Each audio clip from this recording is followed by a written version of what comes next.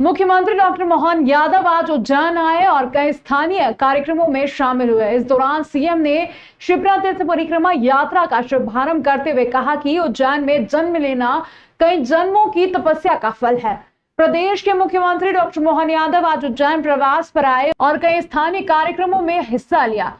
सुबह शहर पहुंचे मुख्यमंत्री रामघाट पर आयोजित शिप्रा तीर्थ परिक्रमा के शुभारंभ कार्यक्रम में शामिल हुए। इस दौरान मुख्यमंत्री डॉक्टर मोहन यादव ने विचार व्यक्त करते हुए धार्मिक नगर उज्जैन का महत्व बताते हुए कहा कि भारत में जन्म लेना सौभाग्य की बात है और उज्जैन में जन्म लेना परम सौभाग्य की बात है। इसके बाद मुख्यमंत्री ने यात्रा का शुभारंभ किया और कुछ दूर तक ध्वज लेकर भी चले। बता दें कि मुख्यमंत्री डॉक्टर मोहन यादव 16 जून को फिर शिप्रा तीर्थ परिक्रमा में शामिल होंगे और मोक्षदायिनी मां शिप्रा का पूजन कर चुनरी अर्पित करेंगे।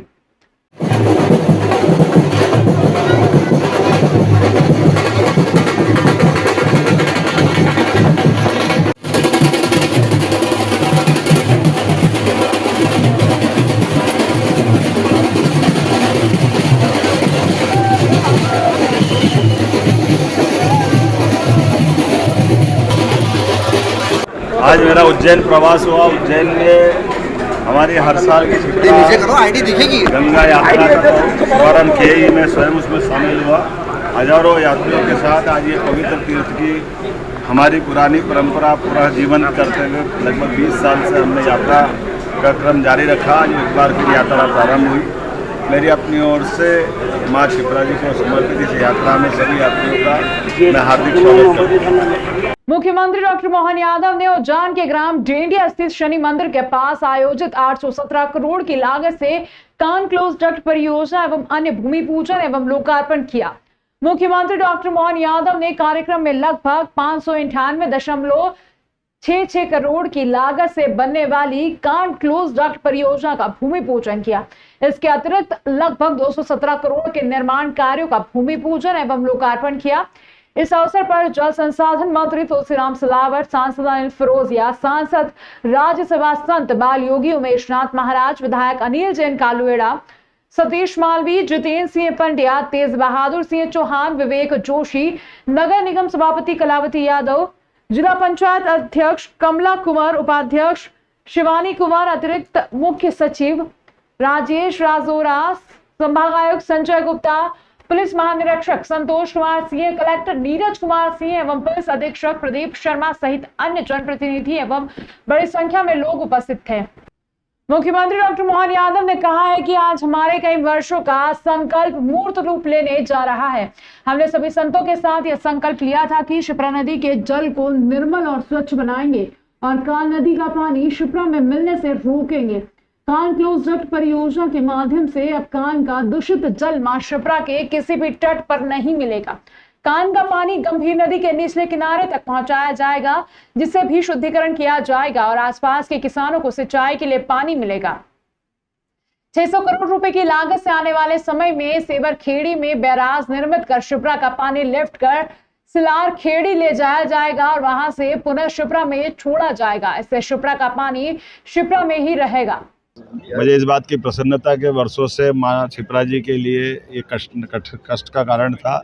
इंदौर से सीवरेज का पानी कान नदी के माध्यम से हर बार मिलता था और यहाँ शनि मंदिर पे स्नान से लेकर के रामघाट और आगे तक की नदी में ये गंदा पानी मिलने के कारण कठिनाई थी। हमारी सरकार ने लगभग 600 करोड़ की लागत से इसका डाइवर्सन प्लान बनाया और क्लोज डक्ट के माध्यम से इसका सारा पानी दूसरी तरफ भेजा जाएगा, खेतों में किसानों को देंगे और अन्य जगह ले जा करके, लेकिन ये शिप्रा से बचाने का बड़ा प्रयोग है। मेरी अपनी ओर से इस बड़ी योजना के साथ साथ लगभग 250 करोड़ के 41 अलग अलग कामों के भूमि पूजन लोकार्पण एक साथ यहाँ किए गए। ये कामों का सिलसिला लगातार जारी रहेगा। लगभग 800 करोड़ के कामों की सबको बधाई, बहुत बधाई। जल संसाधन मंत्री तुलसीराम सिलावट ने कहा कि आज पुनीत अवसर है। मैं मुख्यमंत्री डॉक्टर मोहन यादव का आभार व्यक्त करता हूं। कई वर्षों की साधना के बाद मां शिप्रा शुद्धिकरण का संकल्प पूरा हो रहा है। कान क्लोज डक्ट परियोजना समय पर पूर्ण किया जाएगा। उन्होंने कहा कि उज्जैन की सिंचाई क्षमता को 1,20,000 हेक्टेयर से बढ़कर 4 लाख हेक्टेयर की जाएगी। मध्य प्रदेश में पहले जहां मात्र 5 से 6 लाख हेक्टेयर में सिंचाई होती थी, उसे बढ़कर अब 47 लाख हेक्टेयर में सिंचाई सुविधा उपलब्ध कराई जा रही है। जिसे 2025 तक 65 लाख हेक्टेयर किया जाएगा। उन्होंने जल संवर्धन अभियान के तहत जल स्रोत, तालाबों के पुनर्जीवन और बावड़ियों के जीर्णोद्धार के लिए आभार व्यक्त किया। आज बाकी में महाकाल के लिए एक पवित्र अवसर है, एक संकल्प का अवसर है। कई वर्षों की साधना के बाद ये आपके बेटे मध्य प्रदेश के ओजस्वी मुख्यमंत्री के कर कमलों के द्वारा कान्हा, आप जानते हैं कान्हा करोड़ों-10 परियोजना, शिप्रा में शुद्ध जल मिले वो अवसर, क्योंकि आगाज है ये वो सीएस का 2028 का ये संकल्प पूरे मध्य प्रदेश में कोई पूरा कर सकता था तो वो मध्य प्रदेश के मुख्यमंत्री डॉक्टर मोहन यादव जी हैं। इस पवित्र काम के लिए मैं सोचता हूं कि ताली बजना चाहिए, बहुत बड़ी योजना है। मुख्यमंत्री डॉक्टर मोहन यादव ने आज उज्जैन में इंडियन कॉफी हाउस का शुभारंभ किया। इस दौरान उन्होंने बातचीत में कहा कि शहरवासियों को आईसीएच के रूप में एक और सौगात मिली है। प्रदेश के मुख्यमंत्री डॉक्टर मोहन यादव आज उज्जैन दौरे पर हैं और कई स्थानीय कार्यक्रमों में शामिल हो रहे हैं। दोपहर को उन्होंने पुलिस कंट्रोल रूम पर परिसर में स्थित इंडियन कॉफी हाउस का फीता काट कर शुभारंभ किया। इस दौरान police DGP Sudhir Saxena, IG Santosh Kumar Singh, SP Pradeep Sharma और कलेक्टर नीरज कुमार सिंह भी मौजूद थे। शुभारंभ के बाद मुख्यमंत्री डॉक्टर मोहन यादव ने दक्षिण भारतीय व्यंजनों का स्वाद लिया। यहीं पर मीडिया के साथ बातचीत में मुख्यमंत्री ने शुभकामनाएं देते हुए कहा कि प्रदेश के अन्य शहरों में भी इंडियन कॉफी हाउस खोले जा रहे हैं। उज्जैन वासियों को भी इसकी सौगात मिली है।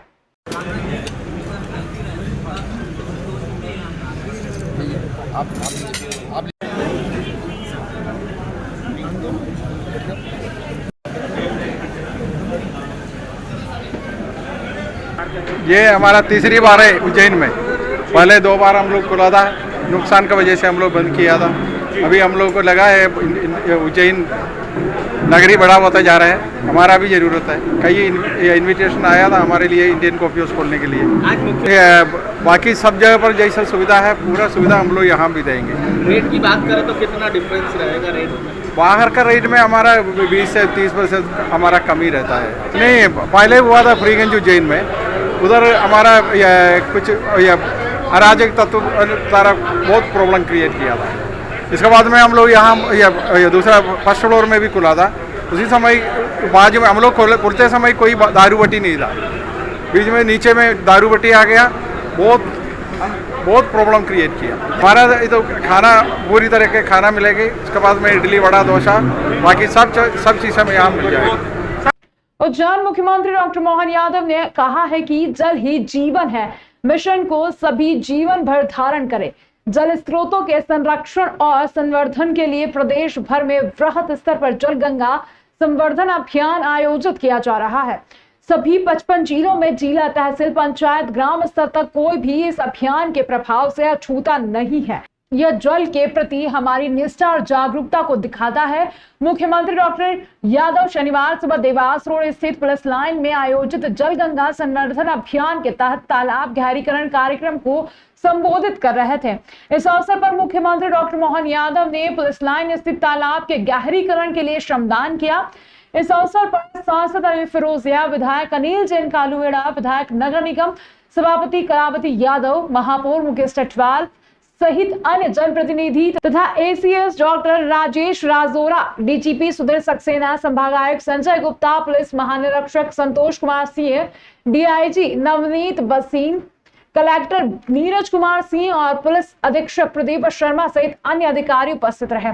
आईजी संतोष कुमार सिंह ने जानकारी देते हुए बताया कि जलगंगा संवर्धन अभियान के शुभारंभ 5 जून से ही पुलिस लाइन से तालाब का पुलिस विभाग के वॉलेंटियर्स द्वारा गहरीकरण कार्य किया जा रहा है। तालाब का 15 फीट तक गहरीकरण किया जाएगा।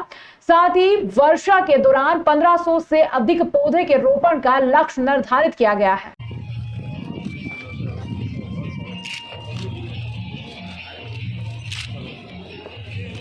मेरी अपनी ओर से पुलिस लाइन के इस जल संरक्षण के गहरीकरण के काम में मेरी बधाई और उम्मीद करता हूं कि जन चेतना का ये क्रम जारी रहेगा। जल ही जीवन है, पंच महाभूत तत्वों में जल की विशेष महत्ता है और खासकर वर्षा पूर्व इस प्रकार के गहरीकरण करने से इस पूरे क्षेत्र में जल भंडारण की क्षमता भी बढ़ेगी। और मुझे मालूम है कि पहले जब ये नहीं था तब यहाँ पुलिस लाइन में पानी के ट्यूबवेल भी बोल जाते थे। आज इसके कारण से वो लंबे समय तक चलते हैं। मैं एक अच्छे कार्यक्रम की और इस अच्छा आयोजन की बधाई। गोंसा दरवाजा क्षेत्र में एक युवक के साथ पारिवारिक बंटवारे को लेकर मारपीट का मामला सामने आया है। मामले में युवक के साथ घर पर बुलाकर धारदार हथियार से मारपीट की गई है। जिवाजीगंज थाना क्षेत्र में रहने वाले सोहेल के साथ मारपीट का मामला सामने आया है। बताया जा रहा है कि पुश्तैनी संपत्ति के बंटवारे की बात को लेकर सोहेल के साथ मारपीट की गई है। घायल सोहेल ने जानकारी देते हुए बताया कि वह अपना बंटवारा लेने के लिए अपने भाइयों के पास गया था। भाइयों ने बंटवारा तो नहीं दिया और उसे धारदार हथियार से हमला कर दिया। मामले में सोहेल के सर पर गंभीर चोट आई है, जिसे उपचार के लिए उज्जैन के जिला अस्पताल में भर्ती कराया गया है। वहीं जिवाजीगंज थाना पुलिस मामले की जांच कर रही है। सोहेल के सर पर 8 से 9 टांके लगे हैं। फिलहाल सोहेल की हालत सामान्य बताई जा रही है। जमीन का मसला है हमारा, ये घर का प्रॉपर्टी का जिसमें हम रहते हैं, उसमें हम मेरे दादा के 7 भाई हैं। उसमें सबके अपने अपने हिस्से हो गए हैं, सातों के सबने अपने अपने अलग अलग रजिस्टर करवा रखी है। अब हमारी रजिस्टर कराने की बारी आई तो ये हमारा उस पर साइन नहीं कर रहे हैं। और कल मेरे को रात में बुलाया इन्होंने 11:30 बजे करीब, फ़ोन लगा के बोला कि चल आ जा, हम बात कर लेंगे बैठ के। और बात बुलाकर बहुत ज़्यादा इन्होंने मारा है मेरे सर पर, पाइप और तलवार से हमला करा है। जो टाँके आए ना तलवार से, इस्माइल नाम का छोरा है, रईस भाई हैं, फैजान है, इनके सब आपसी हैं, चाचा बाबा के लड़के। उज्जैन में सरकारी दफ्तरों के हाल बेहाल है। बारिश में ऑफिस में पानी भर जाता है, खुद कर्मचारी ही अपनी दास्तान सुना रहे हैं। हम बात कर रहे हैं उज्जैन के राजस्व कॉलोनी स्थित कार्यपालन यंत्र लोक स्वास्थ्य विभाग संधारण खंड नगर पालिका निगम उज्जैन के ऑफिस की 15 जून से मानसून का दौर शुरू होने वाला है। ऐसे में अब कार्यपालन नियंत्रित लोक स्वास्थ्य विभाग के कर्मचारियों की चिंता बढ़ने लगी है। मीडिया से चर्चा में उन्होंने बताया कि यहाँ पर गर्मी तो जैसे तैसे निकाल ली, लेकिन बारिश निकालना बहुत ही मुश्किल भरा होता है। ऑफिस में घुटनों तक पानी भर जाता है, सारा रिकॉर्ड खराब हो जाता है। लेकिन कई बार लिखित में मांग करने के बावजूद भी वरिष्ठ अधिकारियों के कानों तक जू नहीं रेंग रही है। दफ्तर में पिछले 25 वर्षों से अधिक समय से काम कर रहे ओम प्रकाश जोशी ने बताया कि अब से वह यहाँ पर काम कर रहे हैं, तब से इस ऑफिस की यही हालत है। गंदगी अपनी जगह पर रहती है, ना तो दफ्तर में दस्तावेज को सुरक्षित रखने की कोई जगह है, ना ही गर्मी, पानी और बिजली की कोई व्यवस्था सुविधा। 15 जून से बारिश का दौर शुरू हो जाएगा। ऐसे में अब कर्मचारियों की चिंता और बढ़ गई है, जिसको लेकर उन्होंने मीडिया से चर्चा में अपनी मांग रखते हुए वरिष्ठ अधिकारियों का ध्यान आकर्षित करने की बात कही है। क्या है कि हमारे ऑफिस में देखो गंदगी इतनी पड़ी हुई है, पानी पीने का देखो तो वो ख़राब पड़ा हुआ। अंदर ऑफिस में इतना पानी हो जाता, बारिश में 15 जून से बारिश चालू हो जाएगी, उसके बाद में मेरा पूरा रिकॉर्ड नीचे पड़ा हुआ और पूरा ख़राब होने वाला है। ये बारिश के अंदर मेरा रखने की व्यवस्था कहीं भी नहीं मिल रही है, ना लाकर खुले टूटे पड़े हुए, मेरे पेटियों के लाकर भी टूटे पड़े हुए हैं, गोदरेज के टूटे हुए पड़े हैं, उनमें भी चाबियाँ वगैरह कुछ भी नहीं लेती है। और ये समस्या मेरी बारिश में इतना पानी हो जाता है। तो लाकर क्यों खुले पड़े हुए? जिस कर्मचारी को जो ज़रूरत पड़ती है अपने हाथ से निकाल लेता है और चला जाता है निकाल के, फाइल अपने हाथ से उठा के निकाल के भग जाते हैं। अब मैं अकेला पीऊँ क्या करूँ? 2-3 कबर्डें रखी, इसकी क्या हालत है?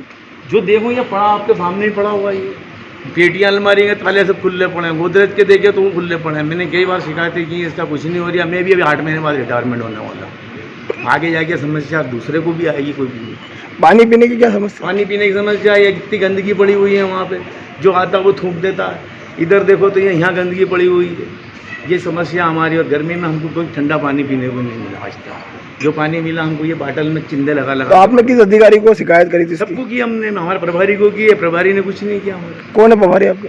सुधा व्यास मैडम थी, अभी छुट्टी पर चल रहा है। कई बार कंप्लेंट करती, इसका कोई निर्णय नहीं।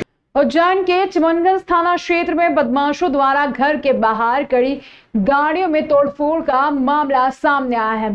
पूरी घटना सीसीटीवी में कैद हुई है और गाड़ी मालिक ने इसकी शिकायत पुलिस को की है। पुलिस मामले की जांच के बाद कार्रवाई की बात कह रही है।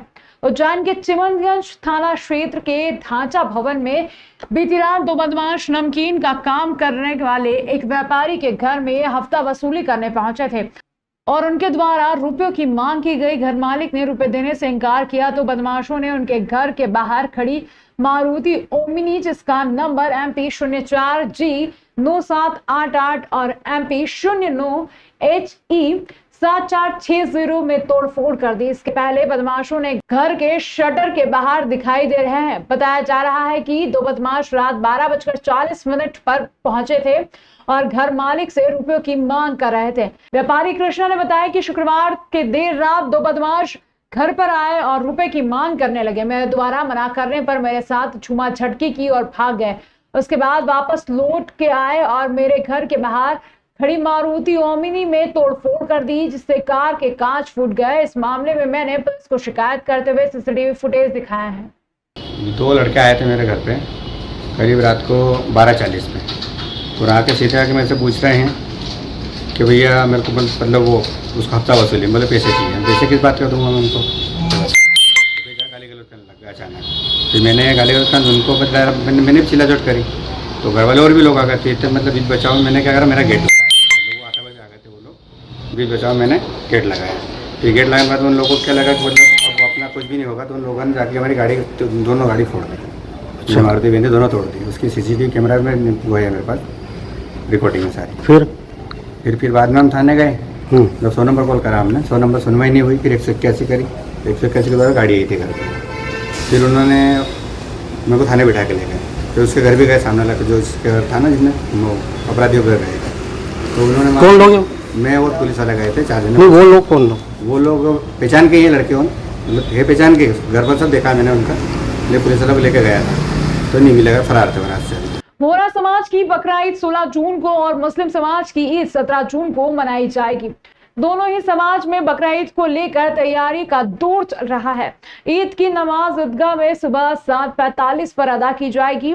शहर काजी मौलवी खलीकुर रहमान ने दारुल कज़ा शहर उज्जैन से एक प्रेस विज्ञप्ति जारी करके बताया है कि ईद उल अजहा 17 जून को मनाई जाएगी। ईदगाह में ईद की नमाज 7:45 पर अदा की जाएगी। दिगर मस्जिदों में नमाज के वक्त अलग अलग रखा गया है। ईदगाह पर इसको लेकर तैयारी की जा रही है। दुनिया भर के मुसलमानों की तरह उज्जैन में दाऊदी बोहरा समुदाय ईद उल अजहा मनाएगा। इस्लामिक कैलेंडर के अंतिम महीने ज़ुल्हज के पहले 10 दिन पवित्र माने जाते हैं और हज यात्रा से जुड़े होते हैं।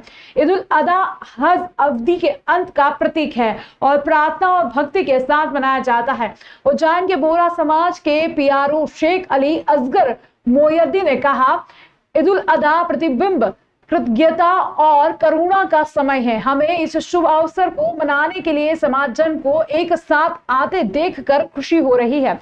उन्होंने कहा, उज्जैन में बोहरा समुदाय के समाजजन ईद की पूर्व संध्या पर नमाज अदा करने के लिए कमरी मार्ग स्थित कादरी मस्जिद में इकट्ठा होंगे एवं सभी मोहल्ले में ईद की नमाज अदा की जाएगी। अगले दिन समाजजन सुबह सुबह ईद की नमाज में शामिल होंगे। इसके बाद सदस्य शुभकामनाओं का आदान प्रदान करेंगे और सामूहिक रूप से सभी के अच्छे स्वास्थ्य, खुशी और समृद्धि के लिए प्रार्थना करेंगे।